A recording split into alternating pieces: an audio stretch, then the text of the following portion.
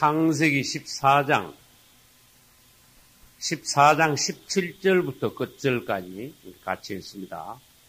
17페이지입니다. 14장 17절부터 읽습니다. 아브라함이 그돌라오멜과 그와 함께한 왕들을 파하고 돌아올 때에 소돔 왕이 사회 골짜기 곧 왕국에 나와 그를 영접하였고 살렘 왕 멜기세덱이 떡과 포도주를 가지고 나왔으니 그는 지극히 높으신 하나님의 제사장이었더라. 그가 아브라함에게 축복하여 가로되 천지의 주제시요 지극히 높으신 하나님이요 아브라함에게 복을 주옵소서. 너희 대적을 내 손에 붙이신 지극히 높으신 하나님을 찬송할지로다 하매 아브라함이 그 얻은 것에서 10분 1을 멜기세덱에게 주었더라. 소돔 왕이 아브라함에게 이르되 사람은 내게 보내고 물품은 내가 취하라. 아브라함이 소돔 왕에게 이르되 천지의 주제시요 지극히 높으신 하나님 여호와께 내가 손을 들어 맹세하노니 내 말이 내가 아브라함으로 치북케 하였다 할까 하여 내게 속한 것은 물은 한 실이나 신들매라도 내가 취하지 아니하리라. 오직 소년들의 먹은 것과 나와 동행한 아넬과 에스골과 마므레의 분깃을 제할지니 그들이 그 분깃을 취할 것이니라. 아멘. 이제 우리는 창세기 14장 후반부에 왔습니다. 롯은 잊지 않아야 될 곳에 있다가 전쟁통에 휘말려서 졸지에 포로가 되었다가 아브라함에 의하여서 구출이 되었습니다. 이 롯이 소돔성에 있었는데 소돔성에 전쟁이 일어났을 때 왜 소돔성에 들어갔습니까? 소돔 왕이 자기를 구해줬습니까? 전쟁 때 자기를 지키지도 못하는 소돔성에 들어갔습니다. 소돔 왕은 전쟁 때 자기도 도망가는 그런 처지였습니다. 롯을 지켜주지 못하는 그런 소돔 왕이었습니다. 그런 소돔성 안에 들어가 있다는 것이 그만큼 롯이 어리석은 잘못된 장소에 있다 그런 뜻이에요. 말하자면 우리가 영적으로 예수 안에 있다면은 그분이 우리의 방패시요, 우리의 산성이시요, 우리를 도우시는 자시요. 그분이 우리를 지키시고 안정케 하시는 분이십니다. 할렐루야. 또 바꾸어 말해볼까요? 소돔 왕이 전쟁이 일어났을 때 롯을 지키지 못했던 것처럼 앞으로 적그리스도가 나타날 때 싹군 목자들은 양들을 지키지 못해요. 이걸 알아야 돼요. 이 싹군 목자들은 적그리스도가 나타날 때 지 하나 도망가기 바빠. 양들을 어떻게 하여, 이 양들을 어떻게 보호하여 온전하게 구원시킬 수 있느냐. 이 문제에 대해서는 몰라. 관심도 없어. 능력도 없어요. 그래서 싹군 목자는 이렇게 있다가 일만 있으면 도망가는 거야. 그러니까 싹군 목자는 뭐와 같은가 하면 소돔 왕과 같은 거야, 말하자면. 지켜주지 못해. 자기 밑에 있는 사람. 말만 왕이지. 전쟁이 났을 때 자기 백성 다 분지박산이야. 그 밑에 있다가는 다 망해버려. 저도 도망가는 판이니까. 싹군 목자 밑에서도 마찬가지. 그래서 앞으로 일만 있으면 이리가 나타나면 어떻게 한다고요? 양들을 두고 도망간다 그랬죠? 도망가는 거예요. 그때 나타나는 이리와 늑대가 뭐냐 사실은 적그리스도야. 그래서 우리는 하나님 앞에서 양들을 책임지는 양을 위하여 목숨을 버릴 수 있는 또 양들을 온전케 하고 완전히 구원시킬 수 있는 그런 종들이 이 시대에 되어야 됩니다. 할렐루야. 이제 롯이 붙잡혀갔다는 소식을 아브라함은 들었습니다. 그때 아브라함의 반응이 굉장히 중요한 거예요. 나쁜 사람 같으면 어떤 사람이 아이고 그놈의 자식 나 떠나더니 잘 됐어. 이랬을 거야. 그런데 아브라함은요 사람이 굉장히 훌륭했습니다. 성품이. 롯의 잘못된 점에 대해서 전혀 언급하지 않았어요. 롯이 내 조카다. 이것만 생각했어. 롯은 나의 혈육이다. 롯은 내 아들과 같다. 이것만 생각했어. 그래서 영적으로 봐서는 롯이 아브라함의 형제입니다. 이걸 아셔야 됩니다. 혈육. 예수 안에서 우리 형제들이 마귀에게 붙잡혀갔을 때, 시험당하여 떨어졌을 때, 이런 경우에 영적으로 말하면. 우리가 교회 생활을 하다 보면은 형제 자매들이 시험으로 나락으로 떨어지는 수가 있어요. 범죄하여 내려앉는 수가 있어요. 그 다음에 상처받고 교회를 떠나는 수도 있어요. 이게 마귀한테 붙잡혀 가는 거다. 그런 뜻이야. 전쟁통에. 그럴 때 우리는 어떻게 되느냐? 우리의 반응이 그 사람의 인품이야, 믿음이야. 하나님 앞에서 점수야. 아브라함은 합격받았어. 100점짜리야. 여러분 잘 봐요. 아브라함이 어떻게 했는가. 당장 일어났습니다. 여러 계산, 여러 말하지 않고, 이렇게 오래 생각하지 않고, 형제가 막약하게 잡혀가는데, 어떤 상황이 있든지, 어떤 말을 할 필요 없다. 난 당장 일어나겠다. 그래서, 아까 그 그림을 제가 그렸죠? 4대5로 싸워가지고, 내 4개국 연합군이 5개국 연합군을 파했어. 그럼 예를 들어서 양쪽에 다 5,000명이든 뭐 10,000명이든 군대가 있을 거 아닙니까? 그래서 아무튼 한쪽 군대가 완전히 박살나고 다 풍지박산돼 다 도망가고 사람이 뭐 많이도 죽고 재물 다 약탈당했죠. 그러면 한쪽 군대는 옛날보다 더 많아진 숫자가 더 많아진 거야. 포로를 막 잡아가지고 그쪽 군인도 잡아가지고 그쪽 군인을 만들어. 그러면 예를 들어서 이게 5,000명이든 10,000명이든 뭐 숫자는 성경에 나오지 않았습니다. 머리가 잘 돌아가는 사람은 어떻게 하는지 아세요? 5 나라 연합군도 망했는데 이렇게 나가는 거예요. 5 나라 왕들도 싸워가지고 망했으면 그쪽 4 나라 연합군이 얼마나 센데 이렇게 나가는 거야. 머리 잘 돌아가는 사람. 그런 사람들은 계산만 하고 있는 사람들은 교회에서 형제 자매가 시험 들어 마귀한테 붙잡혀갈 때 구해내지 못합니다. 계산만 하고 앉아 있습니다. 하나님이 그런 사람 못 씁니다.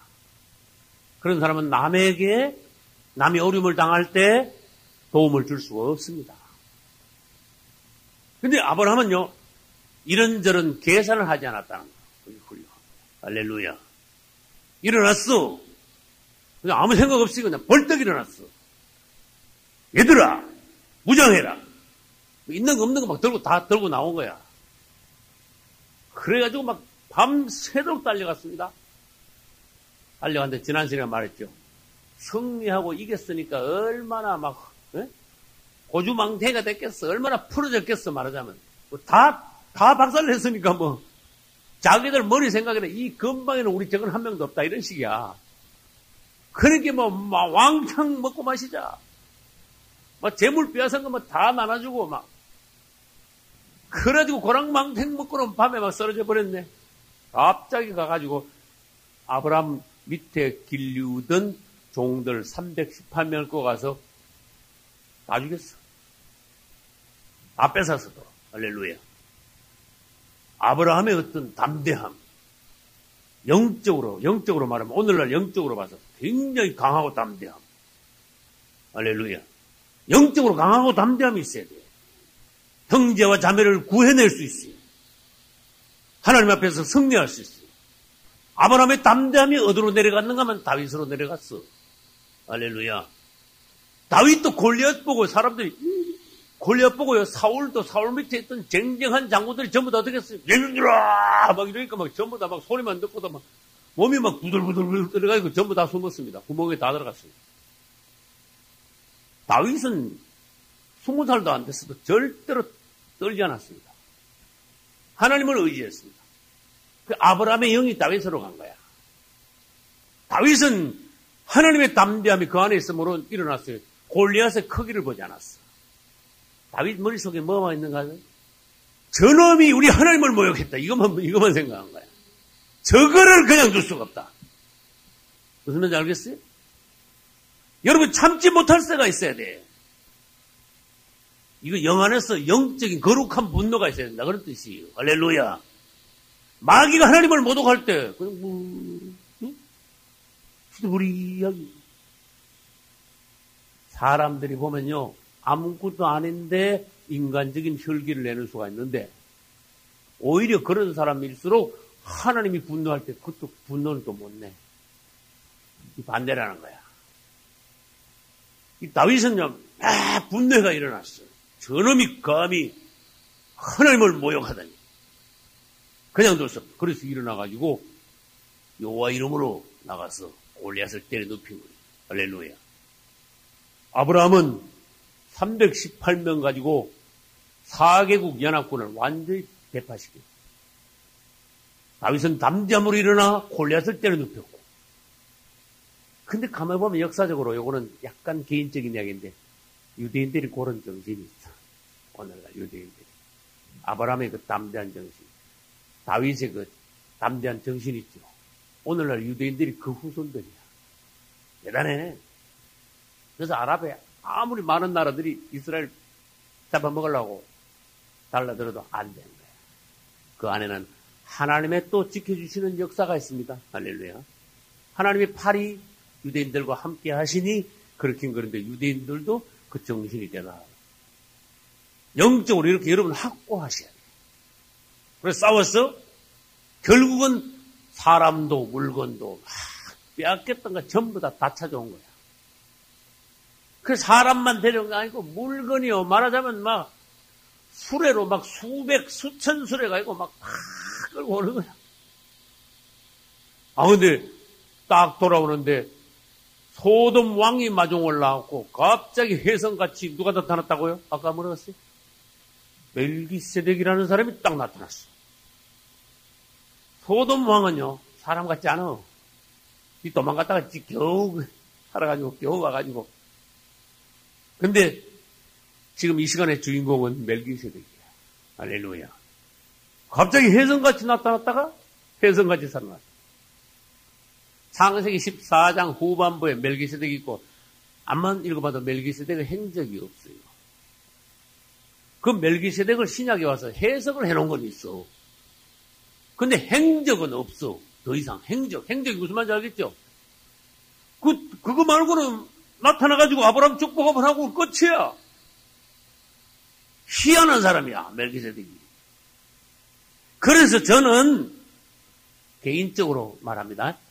그 멜기세덱이 우리 예수님이 인성을 입고 체현하신 것일 것이다. 난 그렇게 생각해.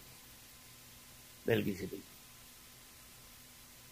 근데 멜기세덱이 나타나가지고 갑자기 나타나더니 아브라함을 축복하고 떡과 포도주를 아브라함에게 공급했어요. 그래서 멜기세덱이 그 아브라함을 축복하는데 굉장히 영적인 무게가 있어. 몇 절에 있습니까? 19절. 그가 아브라함에게 축복하여 가로되 천지의 주제시요 지극히 높으신 하나님이여 아브라함에게 복을 주옵소서. 너희 대적을 내 손에 붙이신 지극히 높으신 하나님을 찬송할지로다. 그랬어요. 할렐루야. 굉장히 무게가 있습니다. 그리고는 뭐를 공급했다고요? 떡과 포도. 18절이잖아요. 떡과 포도주를 공급했습니다. 그런데 이 멜기세덱은 바로 성경에서 예수 그리스도의 예표다. 할렐루야. 싸우러 가기 전에 나타난 멜기세덱이 아니라 싸우고 승리하여 돌아올 때 나타난 멜기세덱이다. 중요한 거예요. 자, 멜기세덱의 이름은 히브리서에 가면은 다시 나옵니다. 히브리서 7장으로 가보겠습니다. 5장, 7장 이런 식으로 이제 멜기세덱이 나옵니다. 먼저 히브리서 5장에도 있지만은 7장에 먼저 가보겠습니다. 1절. 이 멜기세덱은 무슨 왕이요? 살렘 왕이요. 근데 살렘 왕이란 말이 다른 데 가면 또 있습니다. 2절에 가면 또 있습니다. 근데 이제 멜기세덱에 대해서 적어야 돼. 멜기세덱은 누구냐? 1. 살렘 왕. 이렇게 적어야 돼. 그 다음에 2. 하나님의 뭐다? 제사장. 이것도 적어야 돼. 하나님의 제사장. 이 멜기세덱은 살렘 왕이요 지극히 높으신 하나님의 뭐다? 제사장이다. 그러면 봅시다. 살렘 왕이라고 하다가 그 다음에 뭐요? 또 제사장이라고 그래. 7장 히브리 7장 1절에 여러 임금을 쳐 죽이고 돌아오는 아브라함이 그때 그 4개국 임금들을 막 죽였구나. 임금들을 쳐 죽여 돌아오는 아브라함을 만나 복을 빈 자라. 맞죠? 창세기 14장에서. 아브라함이 일체 10분의 1을 그에게 드렸죠. 그 이름을 번역한 즉 첫째 살렘 왕은 다른 말로 또 의의 왕도 됩니다. 의의 왕이요 살렘 왕이니 곧 살렘 왕을 다른 말로 하면 무슨 왕이다? 평강의 왕이다. 아무리 성경에 봐도 그 아버지가 누군지 어머니가 누군지 그 후손 아무도 없습니다. 언제 나가지고 언제 죽었는지 시작한 날도 없고 생명의 끝도 없다. 뭐가 똑같다? 하나님의 아들과 방불하다. 우리 하나님의 아들 밑줄 쳐요. 예수 그리스도. 맞죠? 예수님과 똑같다. 그래서 항상 제사장으로 있는 거라. 이게 또 무슨 말씀이야? 살렘왕은 영원한 제사장이야. 항상 제사장이야. 이 살렘왕에 대해서 멜기세덱에 대해서 굉장히 우리가 연구할 바가 많이 있습니다. 그런데 이 멜기세덱은 왕이면서 제사장이다. 다른 말로 하면 오늘날 신약적으로 말하면 왕 같은 제사장이다. 이렇게 돼요. 그 다음에 구약시대 때는 원래 제사장은 누가 제사장이 돼야 돼요? 레위 지파의 아론의 집안 사람들이 제사장이 돼야 돼. 그러면 이제 아론의 반차 이렇게 말할 수가 있어요. 아론의 반차는 제사장입니다. 이거 반대에 뭐가 있습니까? 멜기세덱의 반차. 제사장의 반차가 크게 두 가지로 나눌 수 있다. 그런 뜻이. 자, 그러면 7장 히브리 7장 11절 봅시다. 레위 계통의 제사 직분으로 말미암아 온전함을 얻을 수 있었으면 백성이 그 아래에서 율법을 받았으니 어찌하여 아론의 반차를 쫓지 않고 아론의 반차 밑줄 쳐봐요. 멜기세덱의 반차를 쫓는 멜기세덱의 반차 밑줄 쳐봐요. 이 제사장의 반차가 아론의 반차 제사장이 있고 멜기세덱 반차의 제사장이 있구나. 멜기세덱의 반차를 쫓는 별다른 한 제사장, 별다른 아론의 반차의 제사장 말고 별다른 제사장이 또 있구나. 그게 멜기세덱의 반차를 쫓은 제사장이에요. 그래서 우리는 성경에는 두 종류의 제사장 반차가 있다는 걸 알아야 됩니다. 아론의 반차와 뭐요? 멜기세덱의 반차. 이걸 알아야 됩니다. 그럼 이 두 가지를 비유하는데 멜기세덱의 반차에는 예수님을 염두에 두고 우리가 연구를 해야 돼요. 예수 그리스도. 그러면 이제 멜기세덱의 반차에는 갈로 예수 그리스도라고 쓰겠습니다. 그 아론의 반차는 여러분들이 잘 알아요. 구약 시대 때 아론의 후손들이 계속 제사장으로서 직분을 감당하면서 아침 저녁으로 하나님께 제사를 연속적으로 계속 드렸어. 쉬지 않고 계속 드렸어. 매일 드렸어. 그런데 멜기세덱의 반차는 매일 제사 드렸다는 말 없어요. 한 번 나가지고 탁 축복하고 끝이야. 예수님도 바로 멜기세덱의 반차를 쫓은 제사장입니다. 할렐루야. 예수님이 멜기세덱의 반차를 쫓는 제사장이라는 말씀이 어디 있느냐? 그러면 히브리 5장으로 다시 넘어갑니다. 5장 4절. 이 종기는 아무나 스스로 취하지 못하고 이 종기는 제사장 직분이에요. 오직 아론과 같이 하나님의 부르심을 입은 자라야 할 것이니라. 또한 이와 같이 그리스도께서 뭐가 되셨어요? 5절. 그리스도께서 뭐가 되셨어요? 대제사장이 되십니다. 그리스도도 대제사장이 되셨구나. 그래서 또 가봅시다. 너는 내 아들이니 내가 오늘날 너를 낳았다 하셨고 또한 이와 같이 다른데 말씀하시되 이 다른데는 시편 110편 4절을 말씀하십니다. 그것을 인용했습니다. 내가 영원히 뭐의 반차를 쫓는 제사장이라? 멜기세덱의 반차를 쫓는 제사장이라. 누가? 예수님이 그런 뜻입니다. 맞죠? 그래서 히브리 5장 6절은 예수님에 관하여 말씀하고 계십니다. 그래서 너는 예수 그리스도는 그런 뜻이에요. 영원히 멜기세덱의 반차를 쫓는 제사장이다. 아론의 반차를 쫓는 제사장들이 있는데 왜 제사장이 또 나타났구나. 그렇다. 제사장의 직분에는 두 종류의 직분이 있다. 반차는 두 가지 반차다. 그것을 이번 시간에 설명하자 그런 뜻이에요. 그래서 5장 7절에 보면 그는 육체에 계실 때 우리 예수님을 말하는 거예요. 자기를 죽음에서 능히 구원하실 이에게 심한 통곡과 눈물로 간구를 소원을 올렸지요. 그 다음에 그 뒤에 보면은 11절 멜기세덱에 관하여는 우리가 할 말이 많지만은 너희가 듣는 것이 두나무로 해석하기는 참 어렵다. 그래놨어요. 그래서 멜기세덱에 관하여서 우리가 아무리 두뇌도 깊이, 조금 더 깊이 안다면 오늘날 성경을 제일 깊이 아는 사람이 될 수 있다. 그런 뜻이에요. 그래서 지금, 바울이 지금 히브리서를 썼습니다. 히브리서를 쓸 때 너희들이 둔하니까 멜기세덱에 대해서 내가 자꾸 말을 할 수가 없어. 왜? 못 알아들어. 너희들은 그랬어요. 근데 오늘날 우리는 성경 여기저기를 연구함으로써 멜기세덱의 반차에 대하여서 더 깊이 알 수 있다고 말입니다. 자, 그러면은 이제 아론의 반차와 멜기세덱의 반차에 대해서 배울 때 먼저 우리는 그걸 봅니다. 이 멜기세덱이 왜 예수 그리스도의 예표냐 하면은 아까 무슨 왕이라 그랬어요? 살렘 왕이면서 의의 왕이다. 무슨 말인지 알겠죠? 살렘, 질문합니다. 살렘은 또 뭡니까? 네? 평강의 왕. 예수님의 이름이 평강의 왕이 있습니까? 없습니까? 이사야 9장 6절 전번에 말씀드렸죠. 한 아기가 우리에게 낳고 한 아들을 우리에게 주신 바 되었는데 그 다음 뭐예요? 그 어깨는 정사를 메었고 그 다음에 그 이름은 기묘자라 모사라 전능하신 하나님이라 영존하시는 아버지라 마지막에 뭐예요? 평강의 왕이라 할 것입니다. 예수님의 이름이 뭐예요? 평강의 왕. 다른 말로 하면 뭐예요? 살렘 왕. 살렘 왕, 평강 왕. 아이, 멜기세덱은 살렘 왕이래. 아이, 예수님 이름하고 똑같네. 이렇게 돼야 되는 거야. 맞죠? 예수님이 평강의 왕이니까.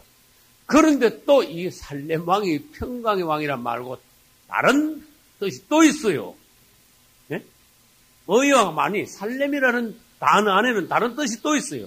살렘 앞에다가 뭘 두 자를 더 붙여봐. 예루살렘. 따라서 예루살렘. 그래서 가만히 생각하면 살렘 왕이다. 아니 왕이면은 뭐 다스리는 자리가 있어야 될 텐데 맞죠? 영토가 있어야 될 텐데 어디를 다스렸을까? 보나마나 예루살렘 그쪽을 다스렸을 거다. 이건 어거지는 아니에요. 살렘 왕은 평강의 왕이지만은 그럼 어디서 다스렸냐? 예루살렘일 거다. 그 당시에는 예루살렘이라는 지명이 없었어요. 무슨 말인지 알겠죠?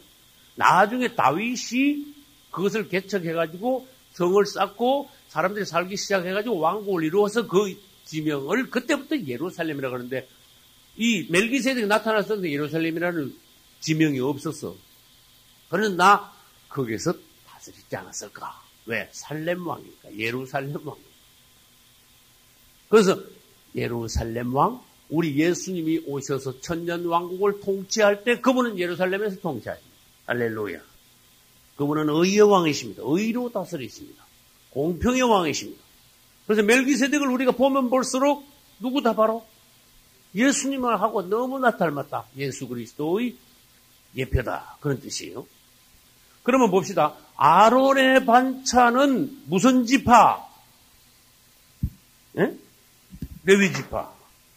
아론의 반차는 레위 지파에서 나왔어.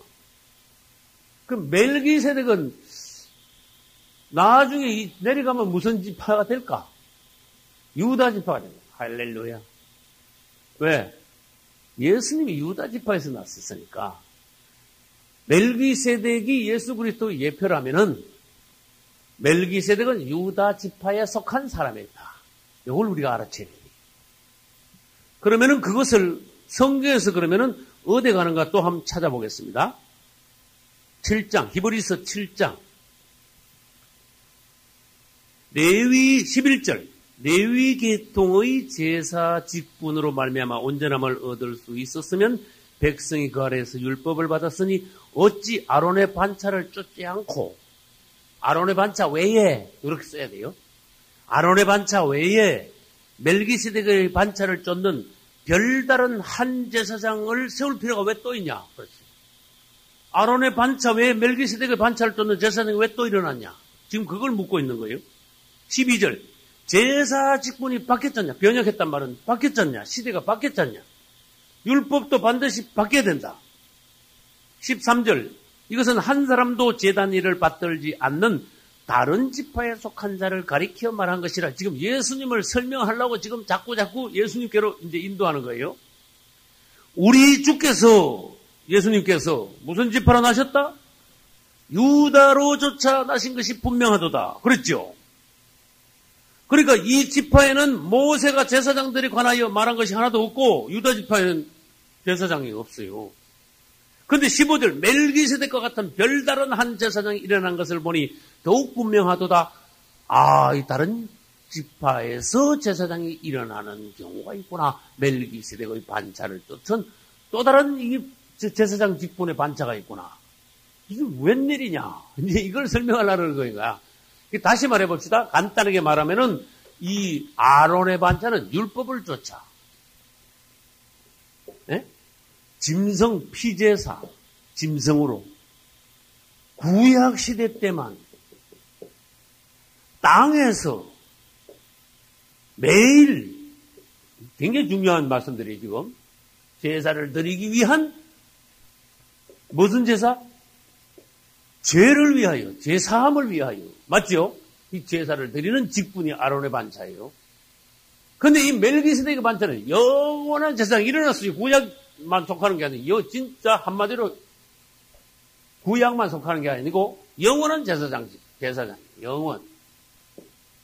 그다음에 율법을 따라 난 것은 아론의 지파인데 아론의 반차에서 난 제사장인데 멜기세덱의 반차를 쫓아 오신 우리 예수님은 율법으로 쫓아오신 분이 아니에요. 은혜와 능력으로 그분은 제사장이 되셨어요. 그 다음에 짐승 피로 드린 게 아니고 이쪽에 피가 있어요. 이쪽에 뭐가 나와야 돼? 자기 피. 하나님의 피. 자기 피. 이제 요 히브리서요. 그것도 나옵니다. 땅에서만 드리는 게 아니고 이분은 오늘날에도 하늘에서도 뭐예요? 제사장 직분. 땅에서는 아론의 지파에 속한 제사장들이 있으니까 예수님이 땅에서 또 아론의 지파가 하고 있는데 그거다 똑같은 걸 또 할 수가 없는 거야. 무슨 말인가 잘 알아들어야 돼요. 그분은 하늘에서 제사장이야. 하늘.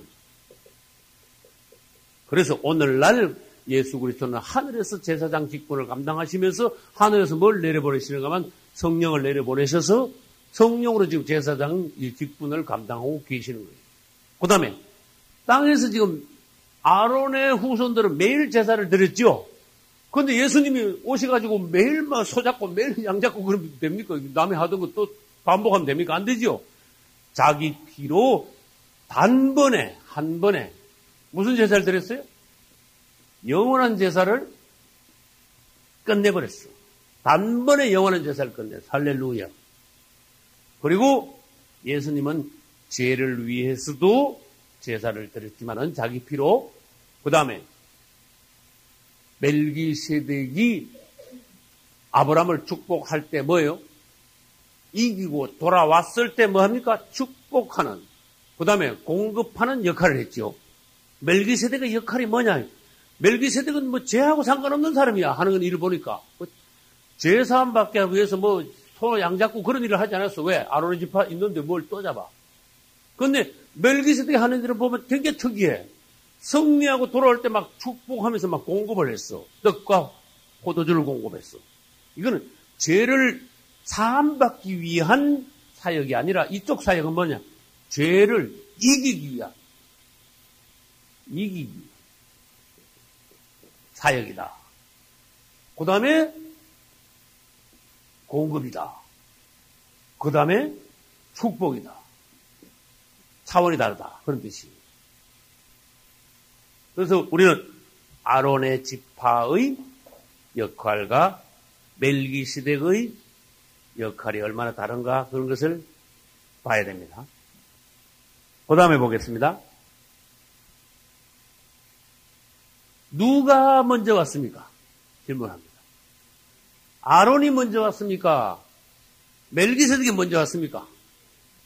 멜기세덱이 먼저 왔죠. 그러면 멜기세덱은 아브라함과 같은 시대 사람이야. 아브라함을 축복했으니까. 근데 아론은 언제 사람이에요? 아브라함보다 400년이 지나야 돼. 맞습니까? 400년 지나면 이 아론의 시대가 와요. 400년 뒤에 아론이 왔어. 그렇게 사실은 멜기세덱이 우리는 생각하기에 아론만 대제사장인 줄 알았는데 아론 이전에 대제사장이 있었어. 멜기세덱이라는 대제사장 또 아론보다 먼저 온 아론보다 더 높은 아론보다 더 영원한 그런 제사장. 아론보다 큰 제사장. 그 다음에 아브라함이 높아요? 멜기세덱이 높아요? 멜기세덱이 훨씬 높아. 대부분 영적으로 분량이 아브라함도 그만큼 담대한데 이스라엘 유대인들은 아브라함과는 끄뻑하죠. 그래도 멜기세덱이 훨씬 높은 거야. 왜? 아브라함은 그 앞에 와가지고 축복을 받았으니까. 그래서 히브리서에 보면 폐일언하고 그런 단어가 있어요. 그게 무슨 말인데? 낮은 사람이 높은 사람에게 뭘 받느니라? 복빌을 받느니라. 이 말씀을 여러분들이 잘 생각하셔야 돼요. 폐일언하고 낮은 사람이 높은 사람에게 복빌을 받느니라. 그것이 이제 다시 말해서 누가 더 높아난 뜻이에요? 멜기세덱이 아브라함에게 복을 빌었으니까 어떻게 돼요? 아브라함보다 멜기세덱이 더 높다. 그 다음에 그게 이제 7장 7절에 있습니다. 폐일언하고 낮은 자가 높은 자에게 복빌을 받느니라. 그 다음에 멜기세덱이 아브라함을 축복할 때 성경은 희한한 말씀하셨어요. 아론은 어디 있었냐? 그걸 물었어요. 네? 멜기세덱이 아브라함을 축복할 때 아론은 어디 있었냐? 그래 물었어요. 희한한 말씀을 다 하시죠. 그렇죠. 아론은 아브라함의 허리에 있었다 그랬어요. 예?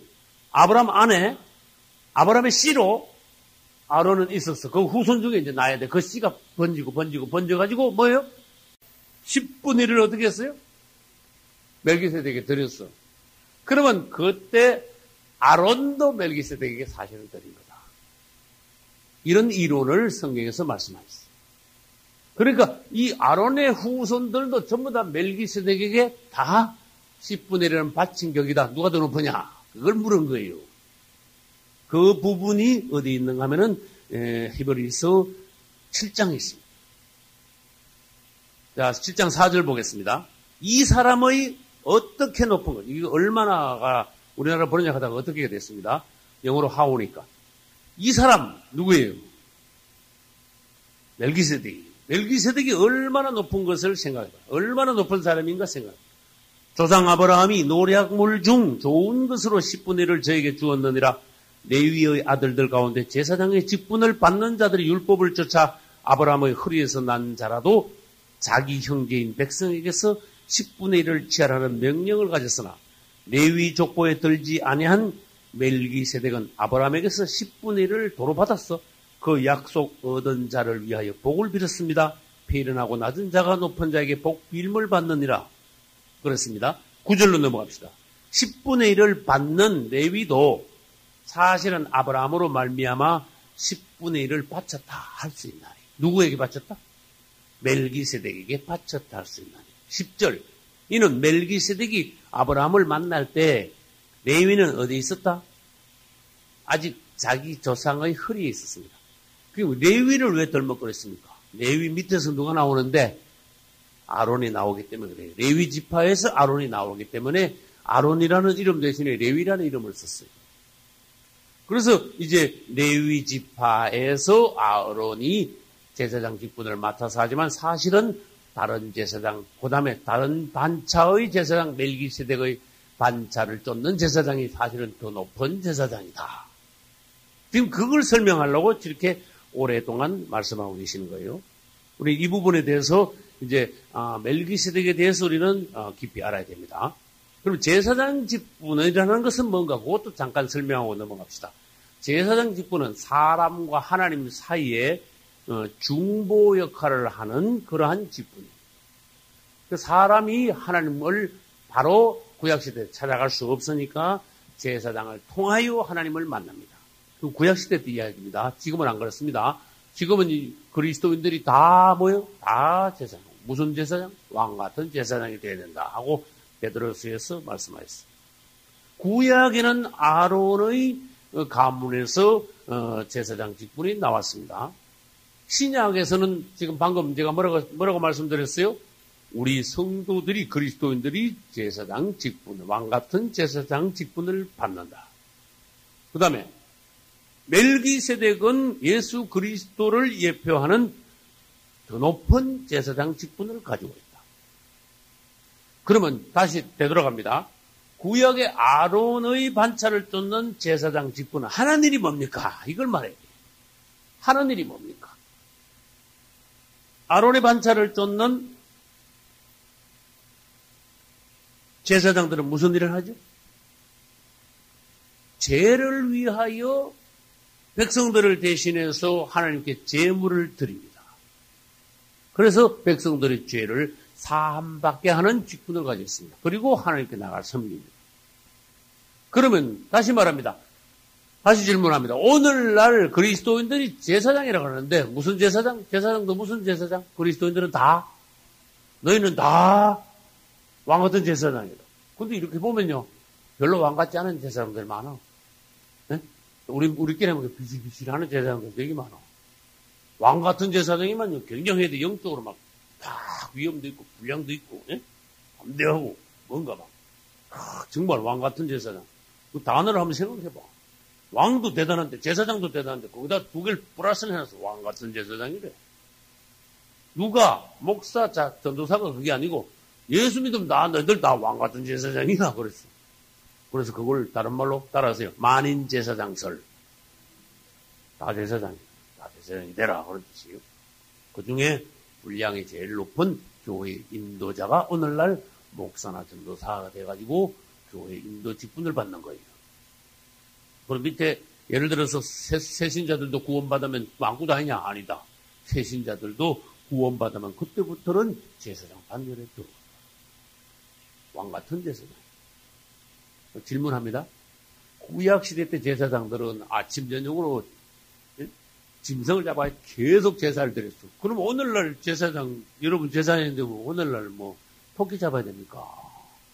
응? 양 잡아야 됩니까? 오늘날 제사장은 뭐 하는 제사장입니까? 예배만 자꾸 드리면 됩니까? 기도, 수시로 자꾸 기도를 해야 됩니까? 그게 제사장. 제사장 하나님께 뭘 자꾸 드리는 거야. 뭘 드리는데? 예배를 자꾸 드리는 건가? 제물을 자꾸 드려야 돼. 구약시대 때는 실제로 양소를 잡아가 드렸는데 오늘날은 사람을 드려야 돼. 다시 말해서 이방인들을 가지고 와가지고 하나님께 제물로 드리는 거야. 할렐루야. 무슨 말인지 알겠어요? 그럼 성경에 있습니까? 그럼 물으면 잘 모르겠는데요. 그럼 곤란하죠. 성경이 어디 있을까? 그게 로마서 가봅시다. 로마서 15장. 찾았어요? 로마서 16장까지 있어요. 15장 16절. 이 은혜는 곧 나로 이방인을 위하여 그랬어요. 예수 그리스도 일꾼이 되어 그랬어요. 그 다음에 하나님의 복음의 제사장 직분 밑줄 쳐요. 복음의 제사장 직분 밑줄 치면 그 복음의 제사장 직분이 신약의 제사장 직분이에요. 맞죠? 제사장 직무를 하게 하사 그 다음에 또 밑줄 쳐야 돼. 누구를 제물로 드려? 이방인을 제물로 드리는 그것이 그래서 났어요. 이방인을 제물로 드려라. 이방인을 제물로 드린다는 말이 뭡니까? 그것도 또 물어줘야 돼. 그것은 오늘날 우리가 그리스도 안에 있고 그리스도 바깥에 있는 사람을 이방인이라 그래요. 구약시대 때 이방인은 누굽니까? 구약시대 때하고 신약시대 때하고 이방인이라는 단어 자체가 달라요. 구약시대 때는 유대인들 외에 나머지는 무조건 다 이방인이야. 오늘날 이방인은 누구예요? 그리스도 안에 구원받은 사람 외에는 무조건 다 유대인들까지도 이방인이야. 오늘날 저들이 도로 이방인이 돼버렸어. 무슨 말인지 알겠죠? 그래서 우리가 예수 안에 들어왔으면 제사장이야. 다 제사장이야. 그러면 제사장이 할 일이 뭐냐? 자꾸 나가가지고 이방인들을 자꾸 잡아다가 하나님께 자꾸 제물로 자꾸 바쳐야 돼. 할렐루야. 그래서 세상에 나가면 두 가지를 가져오라. 제가 전에 그런 말씀 드렸어요. 사람을 데려오라. 그 다음에 세상에 나가면 또 뭘 가져오라? 세상론에서 여러분 세상에 직업을 왜 가집니까? 말 먹고 잘 먹고 잘 살라 그럽니까? 아닙니다. 세상에 나가면 재물을 가져야 돼요. 왜? 사단의 왕국 있는 거 그거 막 가져와야 돼. 이쪽으로. 그거에 놔두지 말아야 돼. 막 가져와가지고 하나님께 막 드려야 돼. 그래서 세상에 나가면은 두 가지 가져온다. 이방인을 사람을 데리고 그 다음에 재물을 가져온다. 그래서 로마서 15장 16절에서는 아, 신약의 제사장 직분은 그런 거구나. 그러면 또 질문합니다. 멜기세덱의 반차를 쫓은 제사장은 그것도 뭐요? 뭐 하는 일이야? 멜기세덱이 뭐 했는가 그걸 보자 그 말이에요. 멜기세덱은 뭔가 하나님께 자꾸 드려야 되는 게 제사장인데 그 개념이 아주 바뀌어버렸어. 하나님을 위해서 뭔가 드린 게 아니라 하나님께서 가져와가지고 사람에게 떨어져서 반대야 반대. 승리하고 돌아오는 아브라함에게 뭐를 공급했다? 떡과 포도주를 도로 공급했어요. 아, 이거 완전히 이건 차원이 다른 제사장이구나. 승리를 위하여 축복하는, 또 승리하고 돌아오는 아브라함에게 승리하고 돌아왔으니까 지쳤어요. 그때 새로운 영역을 공급하는 그런 의미에서 떡과 포도주를 가져온 거야. 우리가 신앙생활을 하면서 승리하지 못하면 하나님께 드릴 게 없어집니다. 다른 말로 해봅시다. 아브라함이 싸우러 갔다가 도로 당했어. 지만 막 겨우 목숨을 구해가지고 318명 가가지고 풍지박산대가 다 날아가고 아브라함 지 혼자 막 허겁지겁 도망갔어. 그러면 하나님께 와가지고 뭐라 하겠어요? 멜기세덱이 나타나면 뭐라 하겠어요? 멜기세덱이 할 말이 없겠죠. 에이, 짜짜짜짜짜. 그렇게 그죠? 아, 근데 왕창 이기고 돌아왔네. 그러니까 멜기세덱이 할 말이 있는 거야. 예? 주님을 찬양하라. 하나님이 아브라함에게 복을 주옵소서. 그리고 떡과 포도주를 공급하면서 수고했다. 이걸 먹고 마시고 힘을 내라. 그럼 멜기세덱을 예수님으로 바꿔봅시다. 우리 한번. 그럴 때 아브라함은 멜기세덱에게 10분의 1을 드렸어요. 뭔가 드렸어. 드린데 그게 뭔데? 원수들에게 빼앗겼던 걸 다시 빼앗아 와가지고 그 중에 10분의 1을 드렸어요. 할렐루야. 그러니까 이 세상이 하나님 것인데 마귀가 다 가져갔네. 도로 나가가지고 우린 도로 뺏어와가지고 하나님께 또 드려야 돼. 이게 아브라함이 하는 거야. 근데 가가지고 나만 도로 다 빈탕 두드려 맞고 세상에 나가가지고 엉망진창 돼가지고 전부요 뭐 의지 없어서 막 이래가지고 손 들고 오며 내리면서 와가지고 빈손으로 와가지고 할 말 없으면 하나님께 드릴 게 있어야 돼. 멜기세덱에 비유되는 예수님이 아이 짜짜짜짜짜 그래 빈손으로 왔냐? 시가 두드려 맞았냐? 안 됐다? 그래 되겠죠. 아브라함이 멜기세덱에 바친 것이 있었듯이 오늘날 우리도 주님께 와가지고 드릴 게 있어야 돼. 승리하지 않으면은 마귀한테 뺏지 않으면 드릴 것도 없죠. 맞죠? 그럼 뭔가 여러분 신앙 승리한 게 뭐 있습니까? 아, 주님이 이렇게 은혜 주셔서 오늘도 승리했습니다. 그게 뭐 마귀한테서 뺏은 거라니까. 물건을 뭐 돈을 왕창 그게 아니라니까. 그래서 하나님 앞에 나오면 주님 내가 이번 주 지난주에 이러이러해서 주님 은혜로 승리했습니다. 주님을 찬양합니다. 그러면 이게 아브라함이 멜기세덱에게 10분의 1 드리는 거하고 똑같아져. 따라서요. 빈손으로 내게 보이지 마라. 그게 그 말씀이에요. 무슨 말인지 알겠죠? 맨날 두드려 맞고 오면 빈손이 되죠. 그래 싸우고 뺏어오면 뭐 돼요? 빈손이 아니라 왕창 드릴 게 있게 되죠. 살레망이라네. 소돔 왕까지도 뭐라는지 아세요? 아브라함이 왕창 뺏어오니까 우리 사람은 우리 백성들은 나한테 주고 물건 뺏어온 거 당신이 다 가지시오. 그랬어. 얼마나 많이 뺏어왔는지. 근데 아브라함도 참 과연 아브라함이야. 노! 그랬어. 왜 내가 가져가요? 당신 다 가져가시오. 내가 이 많은 걸 내가 가져가면은 당신은 보나마나 나보고 뭐라는 거만 아브라함은 나 때문에 부자 됐다. 그럴 거 아니야. 나 그런 소리 듣기 싫어. 왜 내가 당신 때문에 부자가 돼? 하나님 때문에 난 부자가 돼야 돼. 할렐루야. 그 당신 그 난 힘들면 싫어라는 생각을 안 할 거야. 이야, 이 과연 아브라함.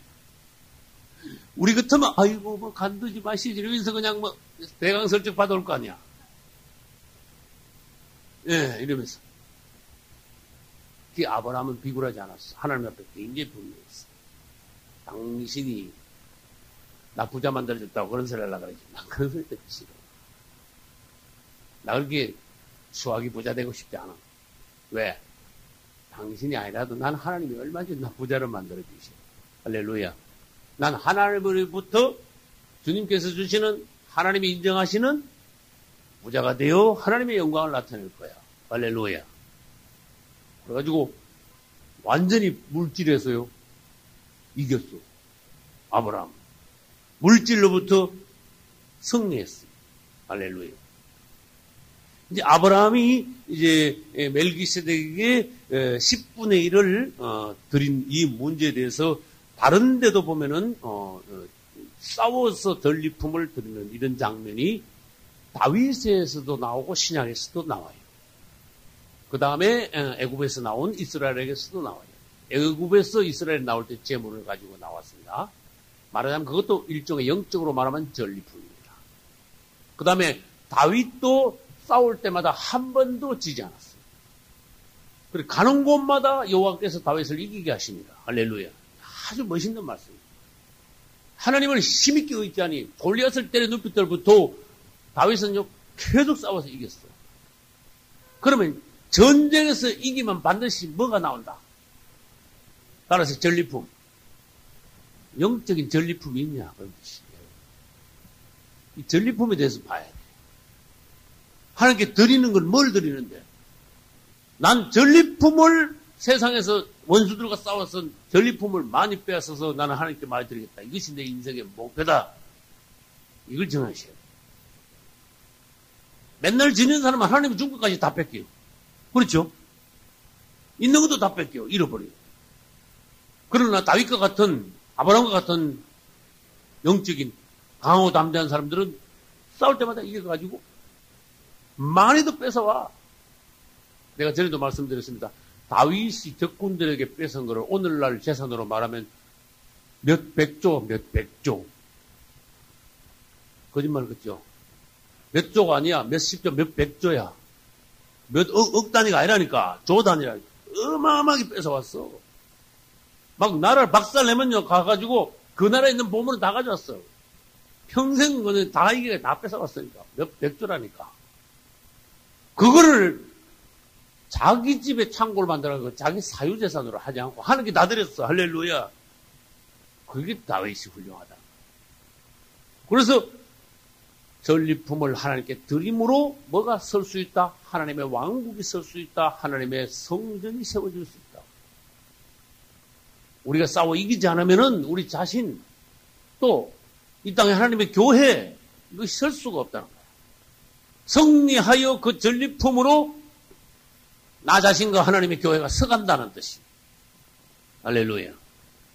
그리고 뺏어 와가지고 드리는 게 아브라함 같이 드리는 게 있어야 됩니다. 뺏어 와가지고 이기기만 하고 드리는 게 없으면은 뭐예요? 하나님의 나라는 하나님의 교회는 설 수가 없어. 그 말은 무슨 말인가 하면 여러분들이 승리만 하고 하나님께 영광을 돌리지 않으면 안 된다. 그런 뜻이에요. 승리하고 이겨가지고요. 전부 다 자기 집에 다 가져가가지고 자기 배만 채우고 자기가 영광을 다 차지하면은 하나님하고 상관없게 된다는 뜻이에요. 다음엔 이길 수 없게 된다. 그런 뜻이에요. 그래서 아브라함은 소돔 왕의 제의를 단호히 거절했어요. 난 당신 거 받지 않겠다. 당신 때문에 무슨 내가 부자가 됐다고 그런 나쁜 소문을 난 듣지 않겠다. 물질에 대해서 분명히 돼요. 저는 목회를 20수년 하면서 하나님의 종으로서 하나님의 주시는 세상 말로 하면 하나님의 주시는 녹을 지금까지 먹고 살아왔습니다. 구약시대 때 제사장들은 레위 지파 사람들은 하나님의 일만 함으로 세상 직업이 없이 하나님의 백성들이 가져오는 11조 있죠. 그걸로 생활하라 그랬어요. 나도 하나님의 종이 되고 난 이후에 직장을 놓았습니다. 그리고 그때부터 하나님께서 저를 먹여 살리셨습니다. 하나님이 저의 공급자였습니다. 할렐루야. 근데 목회하면서 불행하게도 난 뭘 받는가 하면은 헌금을 제법 하는 사람들이 사상 안에 난 나쁜 사상이 있는 거 봤어. 자기가 목사를 먹여 살리는 것 같은 그런 눈치를 보여. 그럼 난 기분이 대단히 나빠져. 내 속에서 난 당신이 날 먹여 살리는 거 아니다. 착각하지 마라. 당신하고 나하고 사실은 엄밀히 말하면 금전적으로는 상관이 없다. 당신이 드린 거 100% 하나님께 드린 거지. 목사님 이거 목사님 생활비요 이러면서 가져온 건 없잖냐. 11조, 감사원금, 생리원금, 신방같은 이 전부 다 하나님께 드린 거지. 그래놓고 드려놓고는 나한테 왜 폼을 잡으려고 그러냐. 생색을 내려고 그러냐. 남에게 살려내려고 그러냐. 그래서 내가 이건 가르쳐야 되겠다. 첫째, 여러분이 헌금한 데 대해서 헌금이 어디로 가는가 헌금을 따라가지 마라. 내가 그랬어요. 바친 데서 끝나라. 그 다음에 헌금을 냈으면 표를 내지 마라. 내가 많이 냈는데. 그 다음 마치 당신이 낸 헌금 가지고 주의종이 먹고 사는 것이 당신이 헌금을 안 내면 주의종이 굶어 죽을 것 같이 생색내지 마라. 난 그걸 가르쳤어. 또 말합니다. 여러분이 난 우리 교인들에게 이 교회에 들어오기 전에도 하나님은 날 먹여 살렸다. 예를 들자. 여러분이 이 교회에서 나가도 나는 굶지 않는다. 여러분이 나 먹이 살리는 것이 그런 사상은 절대로 가지지 마라. 나를 먹이 살리는 분은 하나님이시다. 헌금 내고 시험 들거나 교만하지 마라. 그걸 나는 성도들에게 가르쳤어. 그런 사상이 중요합니다. 헌금을 하면 마치 죄종을 자기가 먹이 살리는 거지. 그 교회 물주임인 것 같이. 내놓고는 아주 교만한 시건방진 그런 마음이 드는 거지. 말이야 하겠습니까? 그런 말을, 그죠? 근데 사람은 눈치가 있잖아. 네? 눈치. 그런 사상을 가지는 사람들이 내고도 점수가 없어. 무슨 말인지 아시겠죠? 내놓고 점수가 없어져. 그 불행한 거야. 우리는 깨끗해. 전번에 그런 간증한 적이 있어요. 10년도 더 됐어. 10년도 됐는데 저 먼 곳에서요. 우리 예창교회가 그 당시에도 뭐 굉장히 어려웠죠. 아무튼 굉장히 어려운데 헌금이 이렇게 자주 이렇게 몇십만 원씩 온 적이 있어요. 근데 그 헌금을 보내준 집사님이 우리는 우리 교회 여러분도 아시다시피 그 회계 집사가 없습니다. 왜? 사람이 몇 명 안 되니까 그 집사님이 회계만 이거 나는 집사님 아니에요. 뭐 몇 사람도 안 되는데 회계 집사 우리 사모님이 회계야. 그런지 알겠죠? 그걸 회계 집사가 없어. 거기 있던 사람도 뭐 있다가 나가고 있다가 나가고 회계 집사 할 사람도 없어. 근데 헌금을 보내왔는데 적는 건 또 내가 적어. 난 목회하면서요. 다 적어놨어요. 봉사한 것도 적어놨고 헌금한 것도 적어놨고 출석한 것도 적어놨고 난 내 손으로 적었어. 그래서 몇 년씩 뭐 했는가 난 대본 알아. 딱 피면 대본 알아. 앵간한 건 날짜까지 기억해. 난 세상적인 거는 머리가 둔한데 하나님의 일, 하나님의 그 교회에서 일어나는 이런 기억을 내 순대로 명쾌하게 기억을 하려고.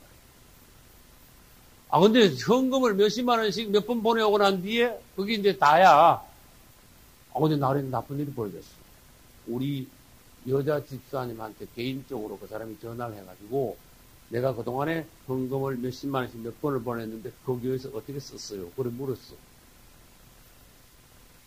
그러니까 이 여자 집사님이 난 몰라요 그랬네. 그러면 회계를 누가 보는데요?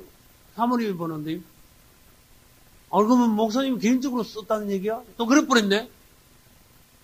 이거 헌금을 해놓고는 말이 막 완전히 엉망대파. 그래서 내가 그 소리를 전달해 내가 그 소리를 들으니까 참 치사한 것들이 많구나. 야, 네가 낸 거 내가 다 먹었다 그러자. 그래. 내가 다 먹었으면 내가 얼마나 먹었겠냐. 네? 그래, 좀 먹으면 어떠냐? 내가 주의 종으로. 그래서 내가 갔어. 이런 얘기, 저런 얘기 하다가. 그때 내가 단호하게 말한 게 뭐냐. 앞으로 신앙생활 하는데 헌금을 내만 표시내지 말고 헌금 낸 그 돈이 어디로 가는가 따라가지 마. 내가 그랬어. 내가 안에서 굉장히 단호한 영이 올라오더라고. 하나님이 굉장히 계심이 여기더라고. 네가 헌금 낸 걸 따라가지 마. 무슨 말인지 알겠어요? 네가 1억을 냈다 그러자. 이걸 1억을 냈으면 하늘나라에 올라간 거야. 땅에 있어가지고 이게 1억이 돈무지 어디 써 있었느냐? 어? 내 돈 어디로 갔냐? 이거 따라가면 당신은 치사한 거야. 무슨 말인지 알겠어요? 그렇게 목회하다 보니까 별 것들을 다 보겠다라니까. 치사한 꼬라지를 내가 다 보겠다. 나를 뭘로 본 거예요? 자기 헌금한 걸 내가 먹었다는 거야? 주의 종을 모독을 하는 거 아니야? 그죠? 여러분, 내가 하나님 돈을 개인적으로 먹게 생겼어요? 여러분 보기? 그러면 안 되는 거야. 다시 말합시다. 하나님께 딱 내면 거기서 딱 끝내줘야 돼. 아주 깨끗해져. 나는 이거 하나님께 들었습니다. 그럼 하나님하고 나하고 계산만 남는 거야. 맞죠? 얼마나 깨끗해. 그 뒤에 또 자꾸 따라가니까 사람이 추해지고, 네? 사람을 또 비참하게 만들고, 낙심하게 만들고, 치사하게 만들고, 기독교 내에 이런 아주 치사한 게 많다니까. 수준이 나쁘다니까, 기독교 수준들이. 그래서, 아따, 참, 목회하다 보니까 별 꼬라지 다 보겠네 싶은데. 나는 주의 종들이요, 물질에서 굉장히 아주 중심이 있다. 의연해야 된다.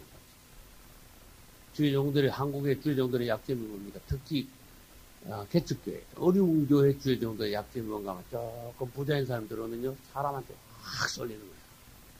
기대를 막 확 해버리는 거야. 응? 주님 보시기에 그것 추한 거야. 주의 종들이 추한 거야. 왜 사람을 기대하냐? 그러면요, 가만히 있었으면은 그 사람이 뭘 할 건데, 주의 종이 그 사람을 인간적으로 기대하면 하나님이요, 강제로 그 사람 떨쳐버려요. 그게 뭐지? 왜? 주의 종 별이거든. 사람을 자꾸 의지하는 거고, 버리거든. 그리고 굴러 들어온 복도, 내가 인간적인 마음으로, 인간적인 중심으로 하니까, 하나님이 굴러 들어온 복도는 돌아가져 가시는 거예요. 중심이 주종을 하면 잘 잡아요. 물질이 아주 초연해. 성도들도 물질에 대해서 아주 분명해. 말하자면, 헌금은 매주 하는 거 아닙니까? 거의 매주 하잖아. 꼭 매주 하고 매달 하잖아. 그렇게 헌금 문제가 이게 생활이잖아. 이 문제가 하나님 앞에 바로 서야 된다는 거예요. 그래서 오늘 왜 이걸 봤습니까? 이게 왜 갑자기 또 창세기 하다가 헌금이 왜 나올까? 왜 그랬을까? 아브라함이 물질이 참 분명했다. 아브라함이 얼마나 물질이 분명했습니까? 난 그거 안 해. 종들이, 훌륭한 종들이 보면요, 물질에 있어서 굉장히 아주 중심이 딱 잡혀서 하나님 앞에 절대로 하자가 없어. 사람에게 치우치지 않아. 공정하게 받고 정당하게 지출하고. 그래서 물질 관리를 잘 할 수 있는 그런 종들이 되시기를 축원합니다. 조금만 더 하고 마칩니다. 아론의 반찬은 양피로 제사를 드렸고 멜기세덱의 반찬은 자기 피로 제사를 드렸는데 장소가 된 것 같고 보고 마치겠습니다. 아론의 반찬에 있는 제사장들은 어디서 제사를 드렸습니까? 성막이나 성전의 제단에서 제물을 드렸습니다. 맞죠? 그러면 멜기세덱의 반차를 쫓는 예수 그리스도는 어디서 제사를 드렸습니까? 맞습니다. 십자가에서 제사를 드렸습니다. 그러면 아론의 반차는 제단에서 짐승피로, 멜기세덱의 반차인 예수 그리스도는 십자가에서 무슨 피로? 자기 피로. 아론의 반차는 레위 지파, 멜기세덱의 반차는 유다 지파. 할렐루야. 이런 거. 아론의 반차는 매일 드린 거, 멜기세덱의 반차는 매일이 아니라 단번에 영원한 제사를 끝낸 거. 이렇게 중요한 거예요. 아론의 반차는 땅에서의 죄를 위한 사역이지만 멜기세덱의 반차는 하늘에서의 죄를 이기기 위한 사역이며 또 죄를 이기기 위하여 공급하고 죄를 이긴 자에게 축복하는 그러한 직분이다. 이게 예수 그리스도의 대제사장의 사역, 역할 이런 데 대해서 이 히브리서에서 창세기 14장에 의하여 히브리서에서 깊이 보여주신 것을 여러분들이 보셔야 됩니다. 그러면 이제 히브리서에서 안 본 부분들을 보고 마치겠습니다. 히브리서로 넘어가 봅시다. 9장 11절 그리스도께서 장래 좋은 일의 뭐로 오사? 대제사장으로 오사. 그리스도께서 대제사장으로 오사.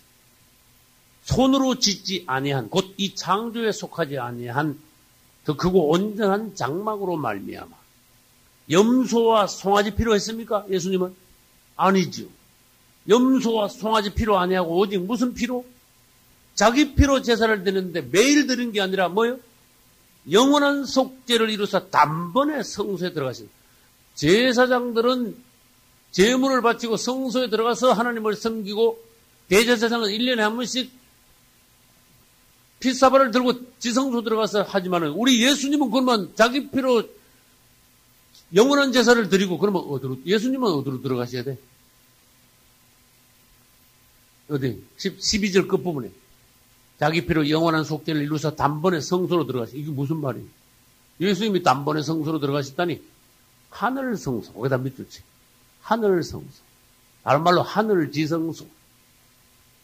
그리고 예수님이 앉아 계신 그곳이 하늘 지성소. 예수님은 십자가에서 자기 피로 영원한 제사를 단번에 드리고 대제사장으로서 하늘 지성소에 들어가셔 지금 기다리고 계십니다. 13절 염소와 황소 피와 및 송아지의 죄로 부정한 자에게 뿌려 육체를 정결케 하여 거룩케 하거든. 구약시대 때도 그런 제사를 지내면은 하나님이 백성들의 죄를 사해 주시는데 그런 뜻이에요.